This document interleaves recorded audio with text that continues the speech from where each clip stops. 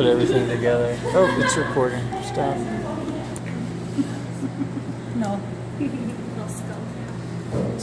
Okay, we're starting with a sheep's brain, and having already dissected this off, this is the dura mater that goes over the entire brain. It's the first of three meninges that help us protect the brain. The second layer of meninges here you can't see. It's called the arachnoid, and it doesn't work too well, but there we go. I'm getting underneath this tissue here, and that little thin stuff there is the pia mater, the third layer, okay? I've got a couple places over here where I'll show you where I've peeled some of that away. Dura mater, you can't see the arachnoid mater because it's primarily cerebrospinal fluid, and none of these still have the fluid in them. And then this little bit here where you can see that the pia mater actually is kind of a saran wrap over the brain, okay? Here we've got the two hemispheres of the brain. This is the cerebral cortex. This is the cerebellum. If we turn this over, this one has, these are the olfactory bulbs, two of our major nerves. This one here has olfactory bulbs, and it has part of the optic nerve here. Okay, that's part of the optic nerve. I think I've got one other brain that still has a fairly, yeah, this is the one that has the big optic nerve. These, of course, go all the way out to the eyeballs there, okay? This big tissue here, 1, 2, 3 divisions, this is the trigeminal nerve.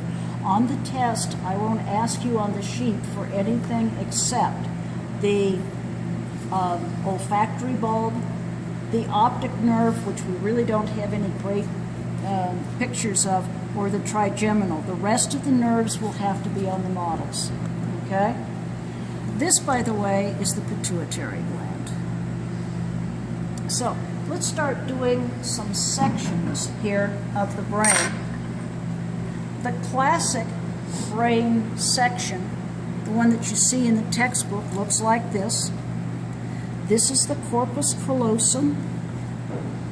This little lump back here is the pineal gland. This little watery tract there is called the cerebral aqueduct. It comes off of where the third ventricle is here. You don't really see a third ventricle in this slice, nor do you see much of the thalamus, all right? So this is a poor representation of those things. This is one of the brain hemispheres, and you see that we have sulci and gyri that I've done a little bit of separating there.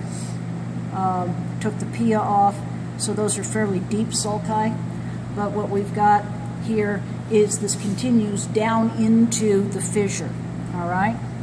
So this right here is the location of the fourth ventricle. It's at the spot where the cerebellum attaches to the brain stem.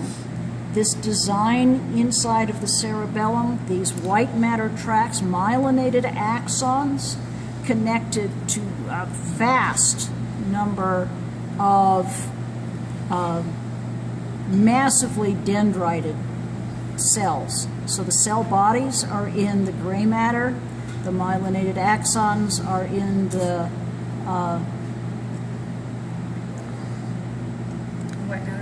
white matter of what's called the arbor vitae. That was the word I was looking for, okay? This area up in front here is the medulla oblongata. Below the pointer here, this area is the spine. You can tell it's spine because there's a central canal coming off of the fourth ventricle there, okay?